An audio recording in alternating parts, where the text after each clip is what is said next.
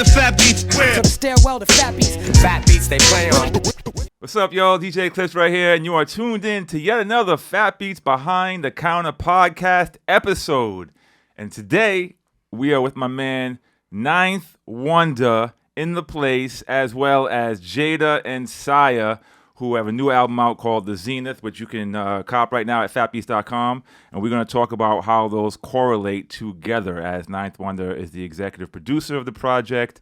So we're going to talk about a lot of stuff, a lot of history, and a lot of newness as well. So, Ninth, peace. How you doing? Peace. What's going on with you? Everything's good. Good. Yeah, Good to have you here. what's happening? Yeah. JADA, what's up? What's up? Yeah, it's all good. Saya, what's the deal? It's good, Eclipse. Glad to be here, man. Yeah, absolutely. Glad to have you all up here. Just so we get it off from the beginning, JADA is Ninth Wonder's daughter, for those that do not know. Yes. And then Saya is the MC of the project that they put out, and JADA has fully produced the album. So the apple does not fall far from the tree, as they say. So Ninth, let's just go right into history, man. Little Brother coming out. That was our first time hearing you.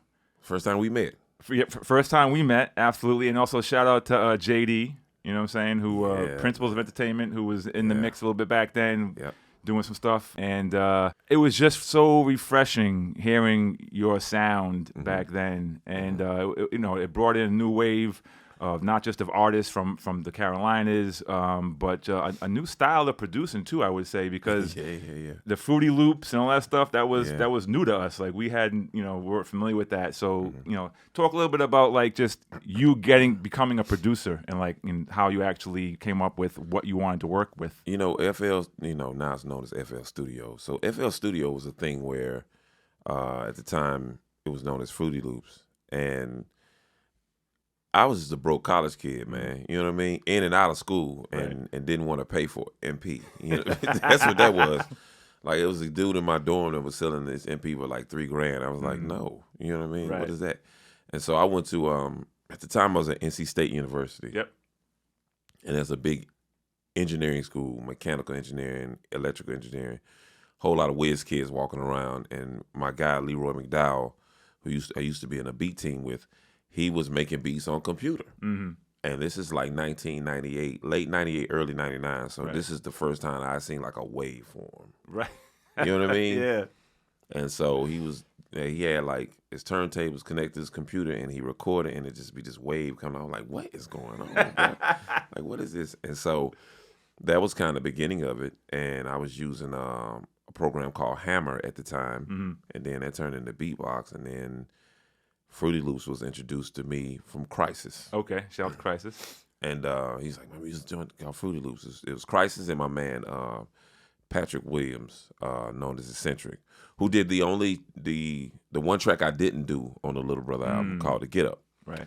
And he's like, man, check out Fruity Loops, check it out. And so I checked it out. I started, messing with it and kind of jumping around sounds, didn't know exactly where I wanted to, my style was. And then I made a beat called The Righteous Way to Go. And that kind of just, I was like, oh, okay. This is the kind of unlocked something, you know what I mean? And that was 2001, dog. You know what I mean? And so then we got signed to ABB at the time. And well, let's not jump quick over that, because how did you guys, even from North Carolina, connect with ABB? It was out in the Bay. Man, it was a guy in North Carolina by the name of Bum Rush. Do you know Bum Rush? Yes. You know Bum Rush, right? Yeah. Shaw Hargett is his Yeah. And so he first heard the music, and he came by an apartment I was living in. It was like me and 5 other dudes standing in a 2-bedroom apartment.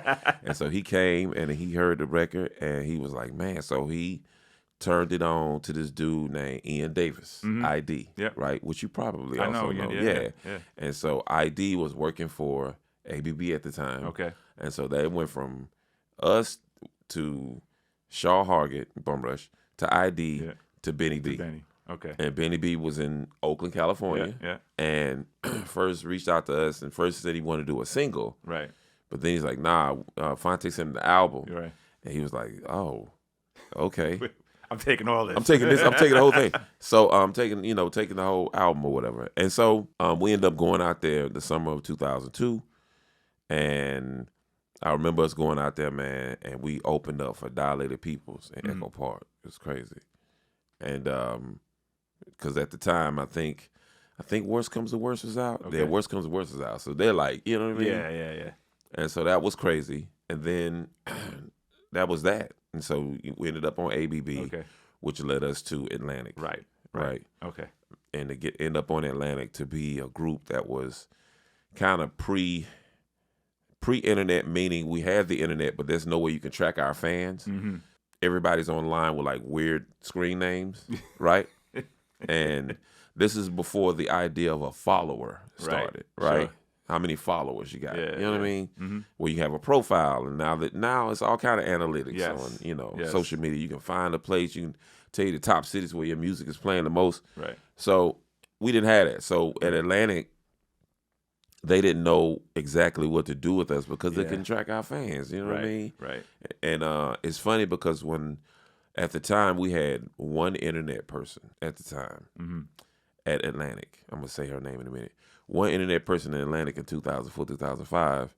But when I went back to Atlantic after Rhapsody did To Pimp a Butterfly to shop to get a bigger deal for her, at the time, Julie Greenwald was like, Knife, when y'all were here, when you was here the first time, we had one internet person. Now we got a staff of 150. And I was like, man, this is what I'm saying. If we had that then. Yeah, we had it then. Yeah. So, but the person that we had at the time that was our internet person was Treese Brooklyn, which is crazy.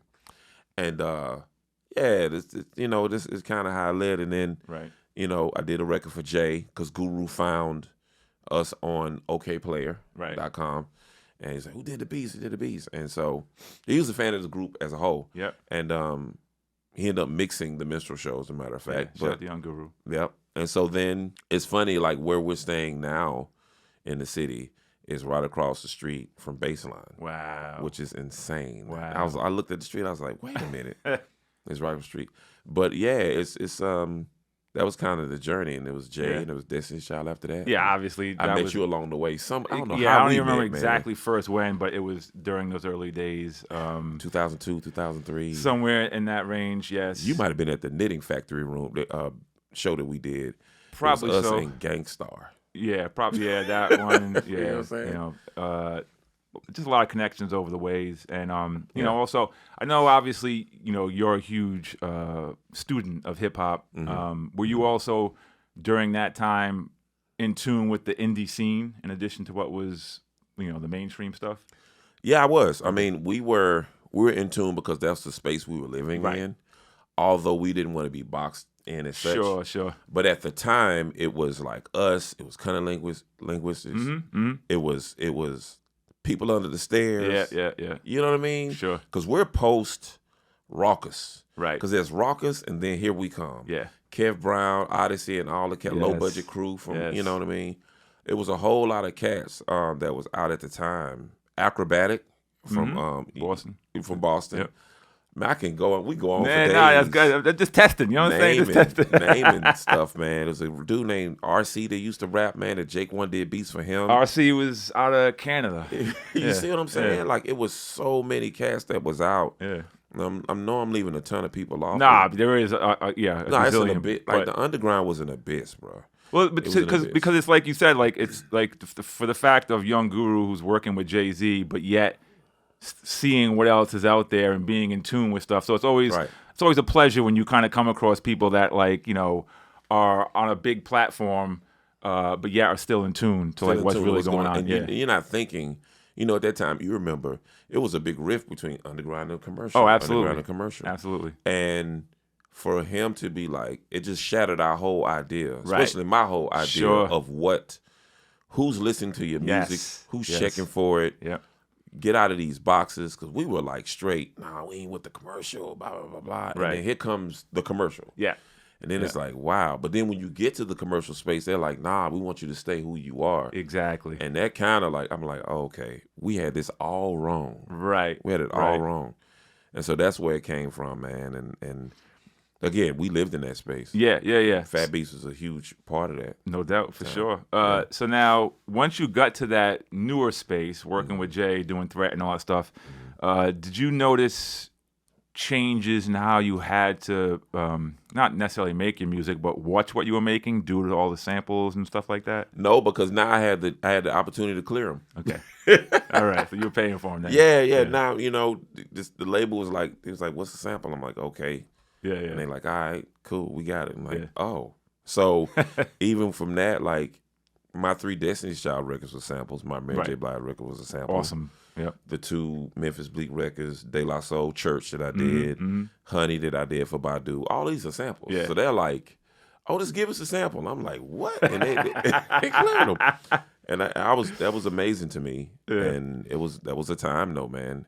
And I lived in both spaces because I was doing Jay-Z and Destiny's Child records, but I was also doing Merz 316 and Buckshot Chemistry. That triple threat duck down series was a game changer. And I say all the time, like, as excited as I was to meet Jay, one of my heroes was Buckshot, dog. You know what I mean? And so when we did Chemistry, and Smith West did their album, and then Sean Price did his, it was just Boot Camp Click was like, you know what I mean? Yeah, It's like, what? It was an empire. They drove down to North Carolina to get with us when we in Crisis. Yeah.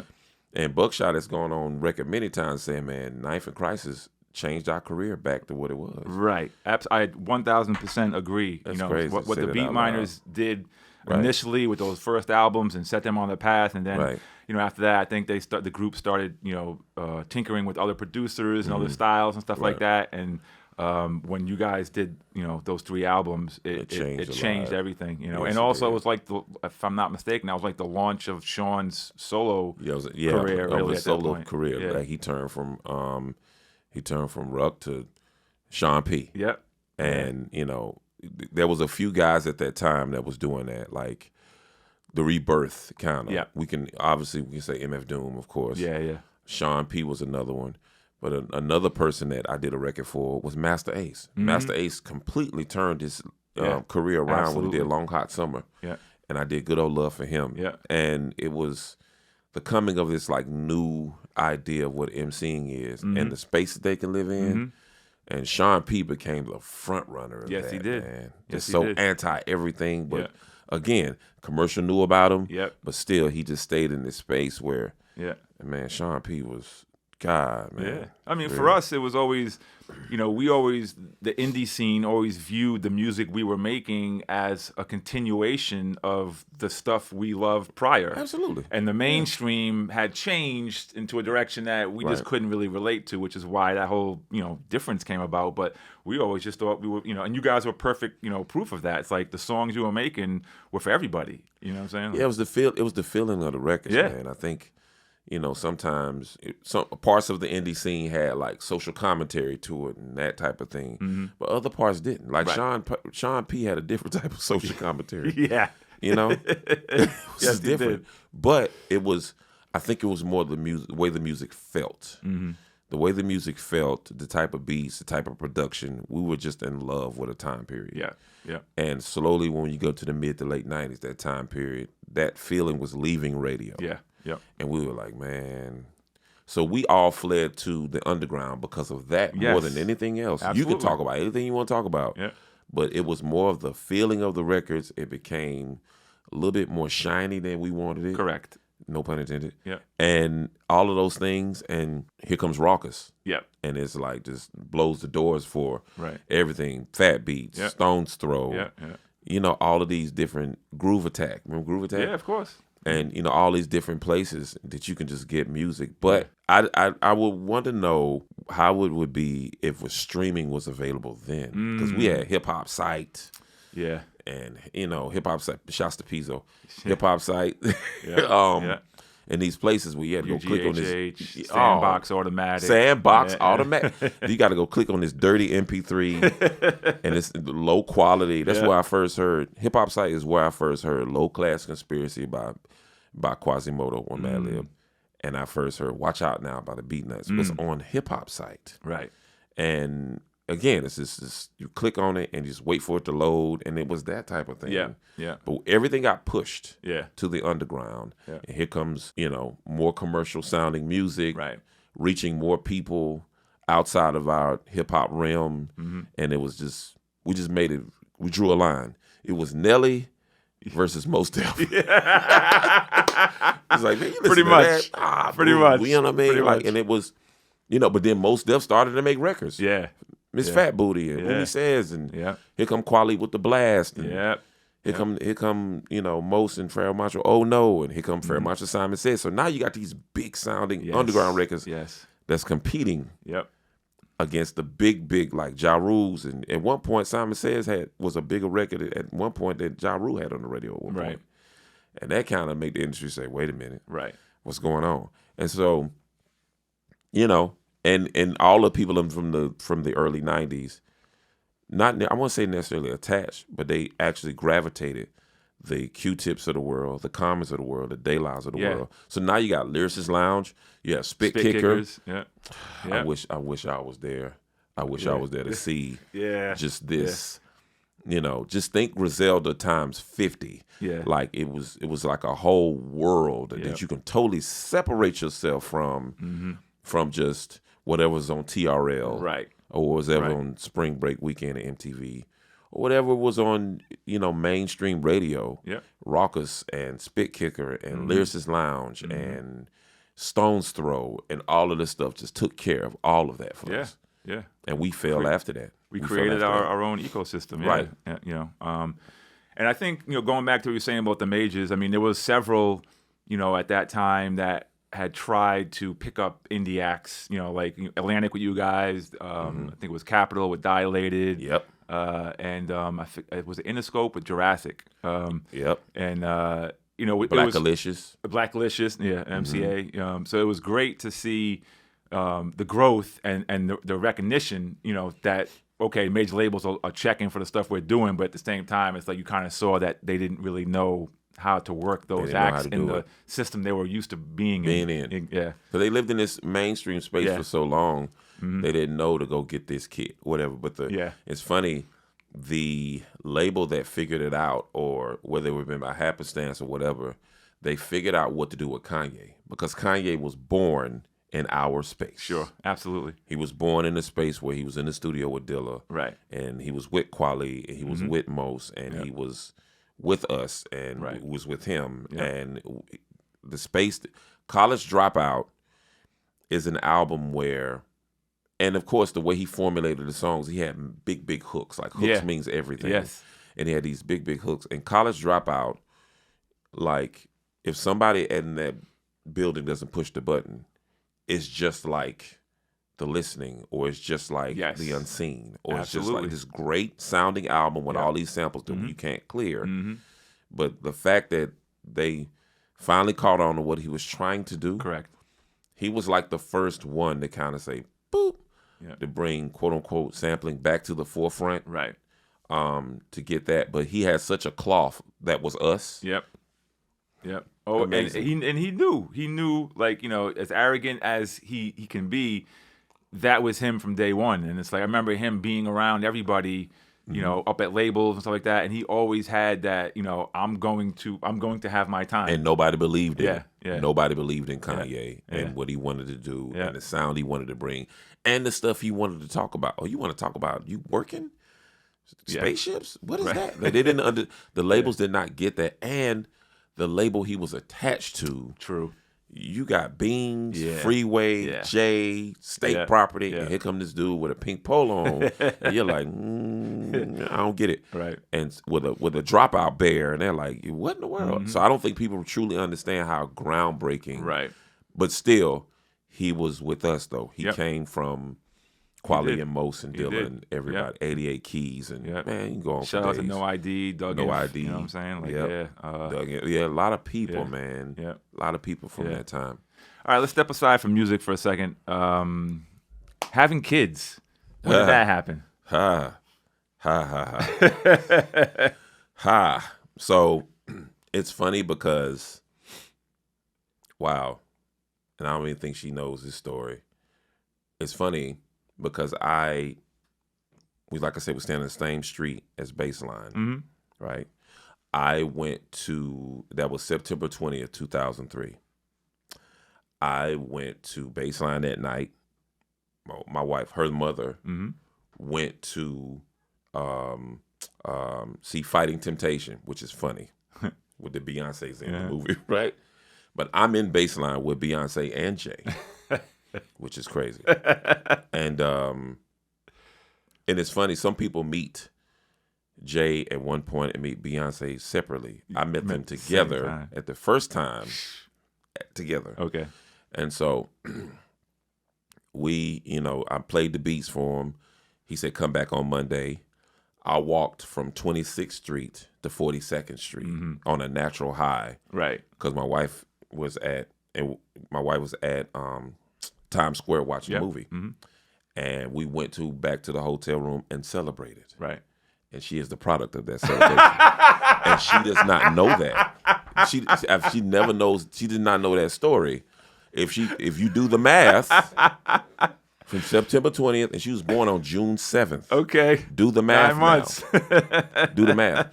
And it's so funny because I told Jay that story, and he came to Raleigh the next year to do a show. Mm-hmm. He came to do a show, and I don't know what show it was. It might be the Black Album Tour. I'm not sure. Mm-hmm. But anyway, I went to the show, and I gave him a picture of Jada. Wow. And he carried. I gave him to his assistant. He was on the stage. I gave him to at the time his assistant, and he put it in his wallet, and he carried it around for a while. So I don't think he knows this is the person. Wow, that's the story. Jada is here, ladies and gentlemen. So that's at that time we'd already had a daughter. This is our second child, a baby girl. Yep. And But at that time, she was born June 7th, 2004. Mm-hmm. And probably, 9 months later, the doctors informed us that she had a profound hearing loss. Mm-hmm. And so that's kind of where our journey started. Right.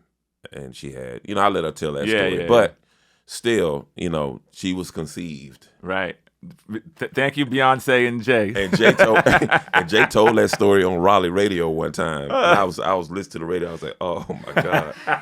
But yeah, man, for real, this kind of like so it's funny to be here, sitting here with her. Yeah. Doing it, just walking around, seeing her following your footsteps. Oh man, just at a time where I never thought any of my kids would do this. Mm-hmm. They've been around it so much, and most kids are like, exactly. Yeah. Until, it was one Christmas time around that time, and she was like 13, 14. And she said, I want to learn how to make beats. I'm like, okay. Wow. And so, but I had already raised my kids on Dilla and, Madlib. Right. But also Michael McDonald, SOS Band. Yeah. Like I raised my kids on everything. Right. In the car with me. You in the car with Daddy. You listen to what Daddy listened to. It. So I remember early on, one of her favorite Dilla beats was One for Ghost. Mm. When I was bad. Mm-hmm. Like, you know what I mean? She was 3-4 years old. Wow. You know what I mean? Around that time. So they got it honest, and she just picked up a beat machine when she was 13 and kind of messed with it for a while, put it down, but then got serious about it. Not necessarily serious that I thought we would be here. Right. But serious enough that I'm listening to beats, I'm like, okay. Right. Okay. Yeah. And she come back and, how you do this and what's this and that. But she also had the training from listening to not only Daddy, but listening to Dilla. Right. Her favorite producer is Dilla. Okay. And listening to Madlib and listening to so many different producers and Pete and all of this stuff. And now I'm having full-fledged conversations with her about production and music and all of this stuff. And she took it seriously. And here we are. And here we are. Yeah. Jada. All right. So I got questions for you. First off, starting with the hearing loss, how difficult was it for you, following in a producer's footsteps to deal with that in producing? Like, how did it affect, how you heard things and put things together? I wouldn't say it really was hard, to be honest. Since I was born with it, it wasn't something that was just thrown at me out of nowhere. Right. it was just a natural thing that I had to like pick up, just really picking up ways to hear in other ways. I would say like visually, I read people's lips. Okay. I kind of watch like vibrations. I read the room and kind of predict what people are about to say, like different things like that. But really, just the production wise, it's really about the feeling. Mm-hmm. That's one thing that he taught me that I guess inherited in a way. Right. But it really just made producing like a lot easier. Right. Just knowing how a great record feels. Yeah. But yeah. Okay. And so, I mean, obviously, you remember those 13, 14-year-old years when you hit him up about wanting to really get into it. Right. And what made you decide at that point that that's like a road you wanted to go down? It was actually a hobby, to be honest. I was actually 12 years old when that happened, to be honest. I started doing it, and then that was also the peak time of like basketball and basketball equipment, so which is why I like really put it down and kind of put it to the side. Gotcha. But I stopped playing basketball. That's when I really picked it back up seriously, and I met him, and and the rest was really history. He wanted to rapping my beats. That's all I really wanted. Just not just having beats, just having somebody rapping my beats and make good records. And he was the guy for that. So. All right. So what's the timeline from 12, 13, making beats to meeting Saya? When did you first meet him? I met him when I was 21. I was 2024, whatever. Yeah, I was 20 years old. So it's like 8 years. 8 years. It was actually 8 years. Yeah. All right. Yeah. All right. And you remember, get a little closer to. You remember, what was your first instincts when you met her and started knowing that she did beats and hearing them? It's crazy. Like when I first met JADA, I ain't really know she made beats. Like, cause it's a whole backstory how we met. But forward on to it, it's like when I first heard her first beat, it's actually on the album. But like I heard it, I'm like, this is crazy. I'm like, who is this? So we in the studio, it was like, it's JADA. So I'm like, JADA made this. That's crazy. So then she sent me like a whole pack of beats. It's probably like 100 beats in there. Mm-hmm. She's like, let's work. And I'm like, so we got to work. Like, wow. So the first beat you heard is actually on this album, the Zenith. Mm-hmm. That's dope. That's dope. And then as far as you guys putting this record together, was there conversations and thoughts about exactly what you wanted to relay on this album as far as concepts or even just musically speaking? Was there particular beat styles you wanted to try different things? Like what, tell us about the concept of the album. When we started, it honestly started as like, okay, let's make an album. Mm-hmm. So then like we sitting in the studio and we kind of figuring it out. Like as we're making the songs, we're like, okay, this song could fit here. Okay, we need a song that's personal. Mm-hmm. We need a song that's kind of, has a little bump to it. So kind of figured it out as we went, and then it all like pieced itself together. Like as it was coming together, it was actually a beautiful process for real. Yeah. But yeah, that's mostly. I got a question too for you as well, but your name. What's the 1-4 in Saya? The 1-4 is the 1 is the I, the 4 is the A. But it's from the 14 genealogies of Jesus. So yeah, it's because my name is Messiah. So I was like, it tied to it, and it looked cool. Stylistic. Yeah, Yeah, and then JADA, you just opted to go with the name. It's JADA. Yeah, I didn't have no other. And so, when you're making your tracks, what are you using now when you're producing? I'm using the machine MK3, so it's really big beep. It's huge, it's heavy. But when I was making the beats, half of the beats on the album were actually like my older beats when I made when I was 12 or 13, wow. And the other half was when I made now. I was really, the biggest thing was really drawing inspirations from like different producers. I would say like Golden Sound, like I drew that inspiration from Extra Extra by Paula Perry. Mm-hmm. Obviously you listen to both tracks, they're kind of very similar because he wanted a boom bap. Right. Like really kind of grimy type of beat. So I was like, okay. And then I remember I was talking to my dad about like exactly how to make a boom bap beat. Mm-hmm. And he was telling me it's not about like really the pace, it's really just like the feeling of it. Like you don't have to have so much soul in it or nothing like that. So same thing with like Life is Sweet. I actually drew that inspiration from The Man by Rhapsody.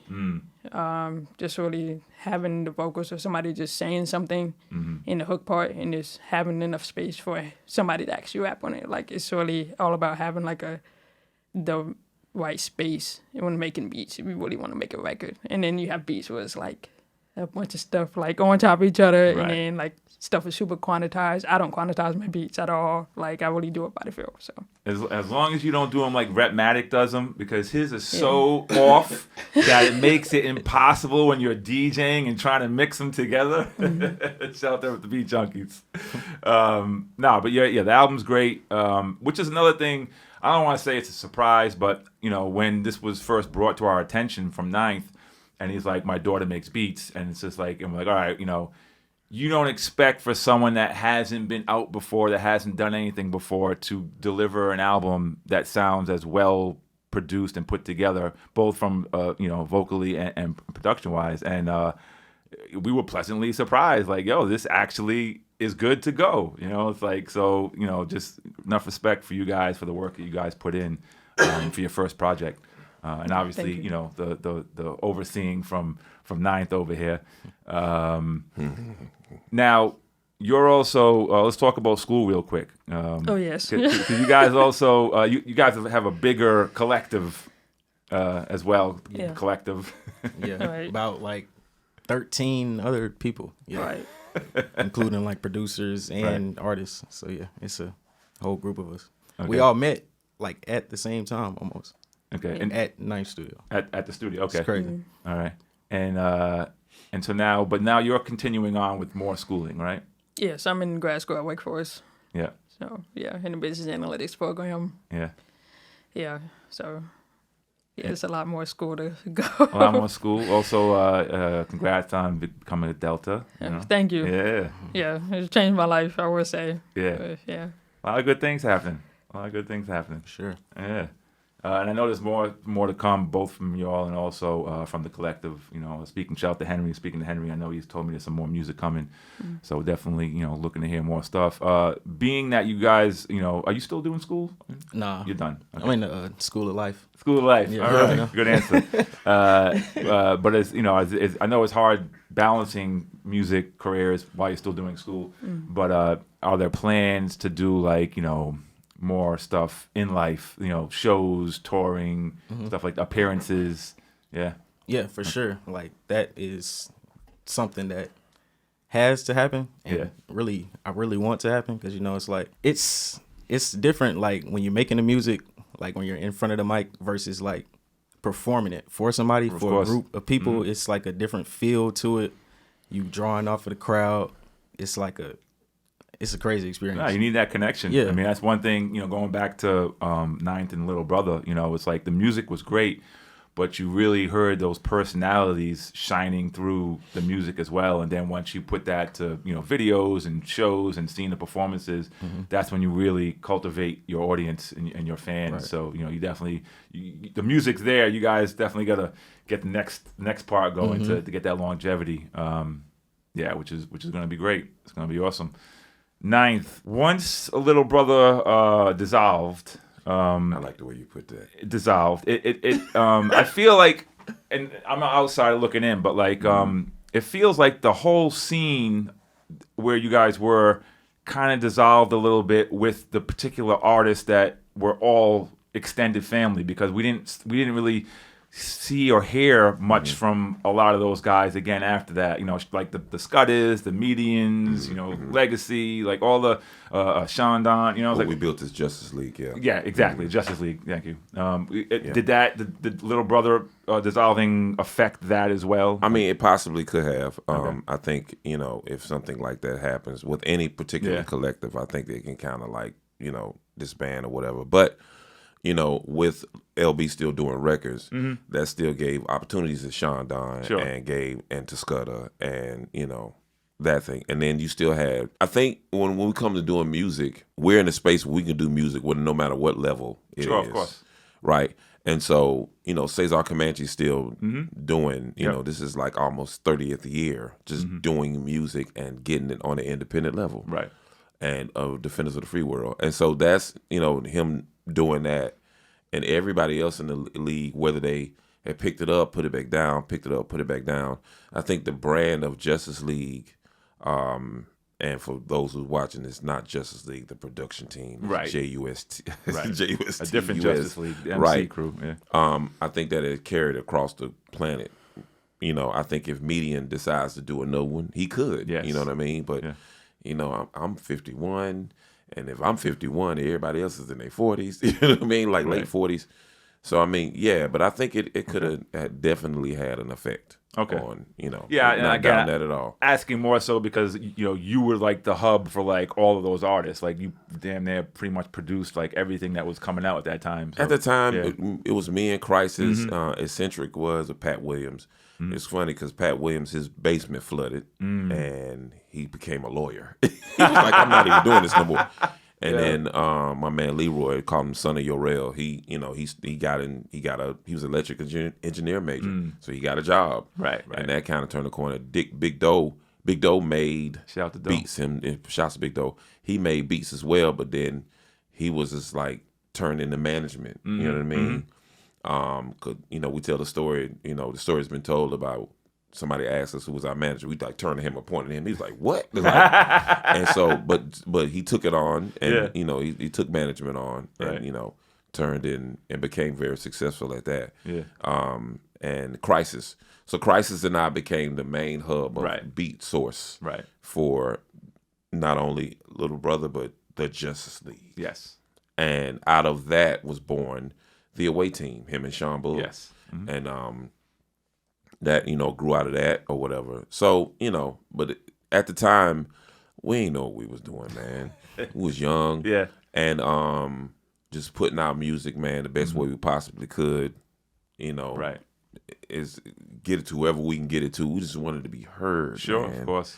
We wanted to be heard. And, you know, it ended up with some of us going to FatBeats in Los Angeles. You know what I mean? When I remember when I first walked in there, and I was like, shouts to Mishaps. Yeah, shout out to Mishaps. You know what I mean? Yeah. Like, when I first walked in there, man, I was like, man, we at FatBeats, bro. Like, you know what I mean? That it was to see that on the back of records when we used to get them, and then for us to be at FatBeats Los Angeles, man, was amazing to us. Yeah. Yep. All right, let's fast forward now. Rhapsody. Yep. Rhapsody, you know, obviously was part of Cooley High early on, and you know that was another North Carolina crew. How did it go from, you know, her being the one to grab to like focus on as like a solo artist? Well, it was. I met them all at one time, and as Saya spoke about, it's one thing to have records, but it's another thing to have stage performance. Yeah. And with her, it was opposite. She didn't have the records, but she had the stage show, right? So I'm like, oh, we can get the records match stage show. Right. It is what it is. But, you know, shouts to her. She now has her own label now. Yeah. She has a record coming out, you know. And was the second album coming out on her label. But we just saw it early. You know what I mean? Okay. But then that turned around again to Ruben Vincent. Like Ruben was like again. But we caught Ruben when he was 13. And see, the thing about artists, having artists, is one thing to catch them in their mid-20s, because they're already set in their ways, blah, blah, blah, blah. Right. But at 13, it's something totally different. Right. You know what I mean? Like, so Ruben became, you know, what it was, because now he's coming through the school. Right. You know, the president of Jamla Records is Kashif Norville Cash, which, you know, we talk about how Jamla has become like more than just a label. It became an academy. Like they were born out of this academy. Right. We were recording, you know, he said it was a beautiful process because while we were recording the Zenith, Ruben and I were recording Welcome Home. So they get to watch us through this whole thing, how it goes. But they'll tell you, like some days we making beats and doing that. Some days, I tell you, I talk for 2 hours because I'm sitting there trying to literally, like, you know, because they'll ask me one question and I'm gone. The professor comes out. Yeah, because I got so many stories to come out of, and so many experiences. Yes, of course. Same thing with Cash, like so many experiences, so many stories, you know, they get to watch me, Cash. They get to watch E. Jones. They get to watch Swank and Draft. They get to watch Heather Victoria. They get to watch, you know, the work ethic of Mussolini, who doesn't stop. Shout out to Mussolini. New album coming. You know what I mean? They get to watch R&B stuff from Sweater. They get to watch my new kid, Eli the Don. They get to watch these things come in. So to go through the whole process, I tell them, y'all got a head start at this. Yeah, absolutely. You know what I mean? Absolutely. When you first started, it was like trial by fire. Absolutely. It's like whatever. Whatever you could soak in from what you heard, What you saw. heard. And most of the stuff you didn't get to see back then. It was like you just had to figure out how they were doing what they were doing. Yeah. But now they have a chance to see it in real time. Go through I'll come in the studio and tell them a story about, like, real time. Man, they tripping on this sample in real time. Yeah. Or Yeah. me and Ruben got to do this in real time. Or dealing with, you know, this album was, the collective was built out of me building my relationship with Rock Nation over time. Right. So they did get to see the whole Rock Nation thing, and they get a firsthand, whatever's happening on the internet, whatever's going on with some rapper, whatever what is, they get to hear this stuff first. Yeah, They're like, yeah. I'm like, don't believe that. This is what's going on. It better not leave the studio. But that's no, what I'm saying. You gotta sign the NDA you gotta before sign you the leave the NDA, studio. you know, but they got a chance, you know, and a lot of kids, they don't. Yeah. A lot of people don't have the chance Right. to get that firsthand information without somebody holding something over their head or owing them something and Right. blah, blah, blah, blah, blah. Because I tell them all the time, man, my legacy is set. I'm cool. Yeah. You know what I mean? Right. This is food for you, you know? And so out of all of that came this album. So Yeah. Yeah. That's awesome. And then obviously you've also turned all this history and music into teaching, you know, at different places. yeah. So- That started early. That started in 2006 at North Carolina Central. And I taught at Barber Scotia, which is a school in North Carolina that is not accredited anymore. It's HBCU. I taught there for free for a semester while they were losing their accreditation. That led me to Duke. I've been at Duke since 2010. Since then, I taught at Harvard from 2012 off and on to 2018. University of Pennsylvania, I taught for a semester while I was an artist in residence. I did a week at University of Virginia. I've been to Cornell twice. I taught at the Rock Nation School Yeah. for 2 years. And I'm currently now at Duke and Wake Forest at the same time. Gotcha. Which is funny because out of this collective, I got Wake Forest students. Right. One of the producers in the collective is named DJ. We call him DJ the Shout out DJ. to DJ. He makes beats, but he also is an offensive lineman for Wake Forest football. Wow. Okay. Which is crazy. Yeah. Their manager or management, somebody you've been emailing every day. Yep. Absolutely. Mr. Henry Roden. Yep. On top of his business. At top of his business. But I met him. He was in my beat production class at Duke. Okay. And he talked about, correct me if I'm wrong, Henry, that he did a talent show and did scenario. You see, nodding his That's head. third grade. In his third grade talent show, he did scenario, and I'm looking at him like, "You're different." And so, what in the world?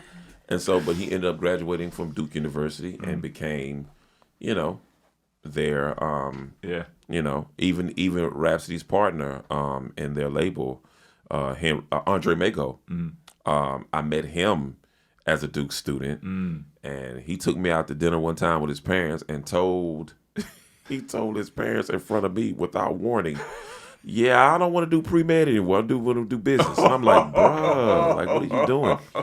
So shouts to Mago. But yeah, you know, but I have, you know, mainly without trying. My, you know, Swank and Draft was formerly my students. Okay. I have pulled from the collegiate ranks, right? After me saying no, Right. they're like, "No, I want to learn." You know Yeah. what I mean? And of course, the number of demo tapes I get, Sure. yeah, say demo tape. The number of MP3s I get, or whatever, we transfers, whatever the lingo is, man. You know, the number that I get, you know, every semester. "Oh, check me out." I'm like, "Man, hold that to the end of the semester. Yeah. We're not here for that." Yeah. And, as soon as the last day of semester, they'll come. So, yeah, and what you said. And, there you go. But the whole collective was born out of me speaking at Winston-Salem State. I spoke there one time, and I was, I told her and another kid, so why don't y'all start a crew on campus? Right. And they was like, okay. Because I noticed in school, people love rap music, but the act of the culture is not there a lot. No doubt. They don't do a lot of things with the culture. Like, they started a hip-hop club called the Watchers Soundwave. And with the Watchers was born the collective. It was a beat crew from Wake Forest called the Salem Assassins, Winston-Salem Assassins, Salem Assassins. Then they got the Watchers over here, and so they made the collectives. Now it's 15 of them, and the times I'm not in town, she'll come and say, "Daddy, can we stay in the studio?" And I walk in the studio, and it's 15 in my studio, Bojangles everywhere. You know what I mean? Like Clips, they don't. I'm glad you hear me. They don't understand how. It's kind of like being an NBA basketball player and having a kid that's already acclimated to a lot of things. Yeah. They don't understand how it is to have somebody we can just go to the studio and just turn the lights on. Yeah. And they be in there, man, all weekend, blankets, all this stuff, man. It's really crazy. But I'm blessed to do it. I'm blessed to be able to do it, man. Yeah, for sure. That I'm leaving something and a legacy of something. Absolutely, absolutely. And it was interesting because I was actually going to ask you about your students and if there was talent coming from that. Obviously, there was. As a professor, as a teacher, how heavy of a burden is it on you, talking about this and giving out this information? Because we're very factual on what we're not going to lie to you. Yeah. So it's right. But also is there as you see things in real time right now, there's, discussions about, blacks and Latinos in hip hop, who started, who contributed, there's always different, I'm so sick of that conversation, Right. But the point being is just when you're speaking to these kids, it's do you have to, is somewhere in your mind just worrying about being politically correct in exactly what you're saying? No. Henry will tell you, man, in my classes at Duke University, I'll tell them straight up, just like I'll tell my kids at HBCU, I'll tell them straight up that, the whole racial thing, who was there first, I'm going to give you the facts. You come up with what you want to come up with. Now, we can have a whole conversation about African diaspora. I get all that. Right. But you're not going to sit here and tell me that Rick Rubin is a guest. Right. I'm not going for that. Right. I'm not going for Crazy Legs being a guest. I'm not going for Bill Adler being a guest. Right. I'm not going for none of that. Right. You know what I mean? I'm not going for the people who, regardless of color, knows the culture and been around it. Right. And in some parts help shape it. Some parts help shape. Yeah. It may have been a house that was already built as far as the diaspora. I get that 1,000%. But we don't have Rick Rubin. I just don't know. So, and I keep it straight up with them, and they can come up with their own conclusion. Right. But we as historians of hip hop, we know what this thing is. Right. And so, I don't hold back. I'm not politically correct. Henry, am I politically no. At Duke, Duke is, I think the stigma of Duke sometimes is oh, you got to go in there and walk on eggshells. No. I've, cussed my kids out a couple times in class. You know what I mean? Right. And tell them hey, this ain't no game. You don't want to be here, get out. You know what I mean? This is your parents' money. Right. And it's funny when I do that, when they come to class the next day, they're like, "Professor, how you doing?" It's crazy. And I'm like, "What's up?" I'm thinking I'm gonna get emails from parents. Yeah. They're like, "Nah," but I guess they man, Knife cussed us out yesterday. You're right. Yay! And you know what I mean? Are what'd you do? You know what I'm saying? What'd you do? They like it. They like, man, I got cussed out by Knife one day in class because he wasn't playing. But I don't hold back. I don't no politically correct in my class at all. Good. No, but just as a fan of watching and seeing what you've done over the years, I appreciate your contributions and thank you. And your As yours, brother. Like, to have DJ in front of your name means something. No doubt. And I think we can get into the whole conversation of having DJ in front of your name these days, not meaning as much as it used to, but you are a DJ and you are a staple in this thing. If somebody wants to deal with anything coming out of the indie scene, coming out of New York hip hop, right. You've been around long enough to see where this thing has taken form, taken shape. You're a fan of it, just like I was. You're in New York, I'm away in North Carolina, and I'm pretty sure Let It All Hang Out by Adore. Yep. Rest Hit in me peace. the same way it hit you. Oh, absolutely. You know what I mean? Absolutely. And we didn't even know each other. Not at all. That's the thing. It's like, and that's the biggest difference in today's climate of music is that back then there was, I guess you can say, more focused and limited releases. So when Let It All Hang Out dropped, regardless of me being here and you being down there, we heard the same things because we had the same access to where it was coming from. Whereas now it's just like, like the Zenith. You can't turn on Hot 97 in New York and hear the Zenith. You have to know where you're going to hear that. So it's more of a focused community now that that knows. It's a lot of pockets, man. Yeah, exactly. It's a lot of pockets. So it's easier for stuff to get missed, which is also why we continuously FatBeats put out this record and we continuously work to promote stuff that we love. That's what we've always done from day one. And that's what we're going to continue to keep on doing. You can always go to fatbeats.com to check this out as well as other stuff like this. That's good music. Jada and Saya, what else is on the horizon for you guys? What do you guys think you want to do next? Work for sure. Like there's always more work to do, more songs to make, more songs to feel. Like Jada said earlier, it's like that's a big part of like our music process. It's always like the feel. Like Right. She makes the beats off the feel, and I make the song off like how I feel about the beat. So it's like, it's like always more work for sure. Like, we got more projects coming, more projects in the work, duo projects, collective projects. It's so many webs. Like, it's crazy. You ready for all those beats? Yeah, I will say, I'm not gonna lie, I am more focused on school right now. Okay, But, that's a good thing. That's a good thing. but I'm gonna definitely make my choice back and forth to like Winston and Wally, make sure he get the beats he need and the song recorded. But How far apart are you guys? like 2 hours. Oh, wow. Okay. Yeah. All right. Yeah, I'm actually in Durham now. I was in Fayetteville. Moved up to Durham. Okay. All right. Well, ladies and gentlemen, Ninth Wonder, Jada and Saya, the album The Zenith is out there right now. Again, fatbeats.com, or just go to Spotify or any streaming platform that you want to choose to check it out. And if people want to find out more information, where do they catch you on your socials, Jada? My socials is my name, Jada Douthit 04. Okay. Saya. Yeah, follow me on IG 47.Saya, SIAH. It's pronounced Saya. S14H is pronounced Saya. Saya. Yep. And then Ninth. Yes, sir. Nice and easy. Ninth Wonder everywhere. Ninth ITH Wonder everywhere with the blue check, baby. You know what I mean? I don't know how much that means anymore these days. I know, right? But, man. I appreciate all y'all coming through for this. It means a lot. I have a question for them. Can I ask them a Yeah, question? good. How do y'all feel about, because this is their first time in New York City. Oh, yeah. Yeah. So can you see yourself doing this? Like, this is just one interview. Can you see yourself doing 23 years of this? 23 years, man.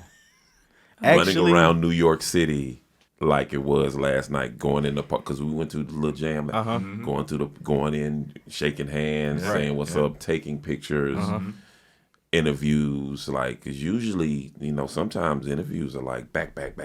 Media day. It's like Media day is like long. Right. So can you imagine, this is just one weekend. Can you imagine yourself doing this for 23 years? I think so. No, you gotta get that Kanye. Damn right, I can do when this. when I say I think so, it's like because like how you was just saying like last night, like we everywhere. It's like this is like the vibe, like that and music goes hand in hand. Like the vibe of in the atmosphere wherever you at, and music, it's like they're always synonymous because you're feeling music. Like when it's hitting your eardrum, you feeling it. So yeah, I love it. I ain't gonna lie. You love it. I love it. What about you, baby girl? Probably not. Come on. You gonna keep it real. I like to be behind the scenes of this stuff. I don't you. like interviews and talking. I hear you. Yeah, but I mean, New York City is a great place. I like the atmosphere of it. Yeah, but 23 years it is. Yeah, I don't. All right. Well, that's it. We're out of here.